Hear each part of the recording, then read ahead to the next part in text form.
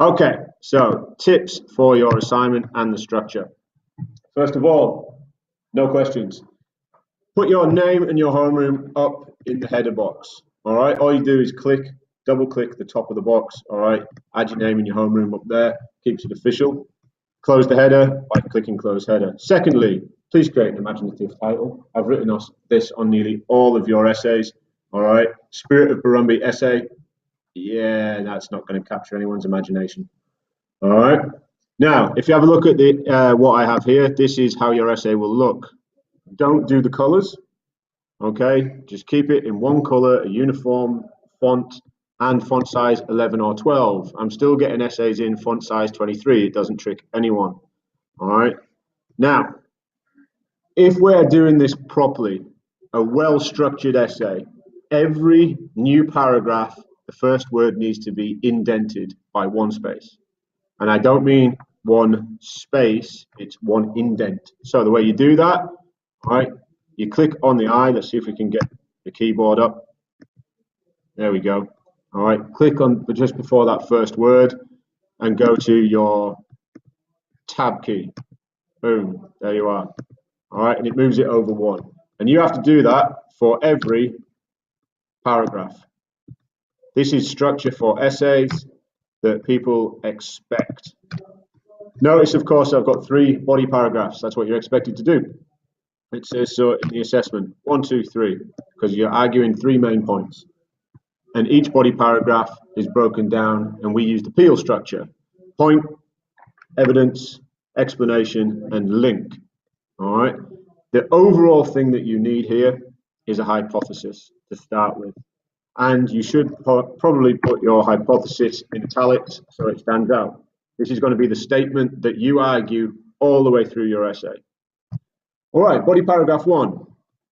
Notice here I've made the point, and then I've provided evidence, then I explain it, and then I have a link to my hypothesis or my next paragraph. Now, a lot of people are tripping up on how to do quotes. All right, direct quotes are a really good idea, but the way you should do it is something like on page 56, it says, all right, and I've got that comma. Notice that the comma is dividing the quote from the text. Have I finished? Do I need to do something else? Quotation marks. All right. If that's my evidence, that's my quote, I put it in quotation marks and I make it italic, just the quote. All right. Notice how here that comma separates the text from the quote. Now, what if you have a quote that's longer than 2 lines, like in body paragraph 2? All right. If it's longer than 2 lines, you need to put it on its own line, like that. All right. And now this is the tricky bit because that's supposed to be indented. So you give it italics first of all.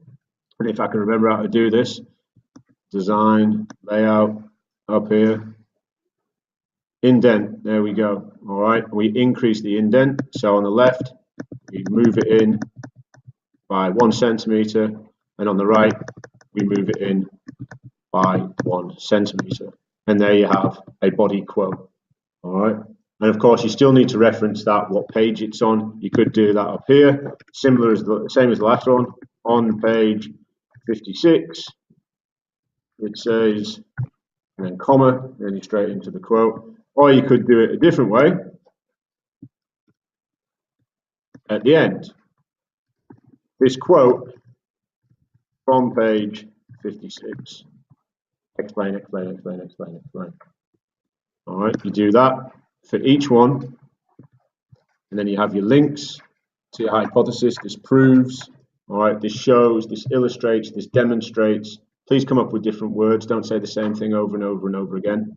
All right, and then your conclusion is you proving your hypothesis to me. Couple of tips: you have to assume that your reader has never read the book. All right, so you have to explain a few things to your reader. Number 1, you have to explain the events that happen. So people are talking about Sean in the helicopter. Great scene, all right? But you can't just jump straight into the family couldn't rescue Sean in a helicopter because your reader has no idea what you're talking about. Who's Sean? Why does he need rescuing? Why is he in a helicopter? Okay, this thing is a recipe. This is how you write an analytical essay. All right, follow that structure, follow that recipe, and you'll do great. Also, spell check.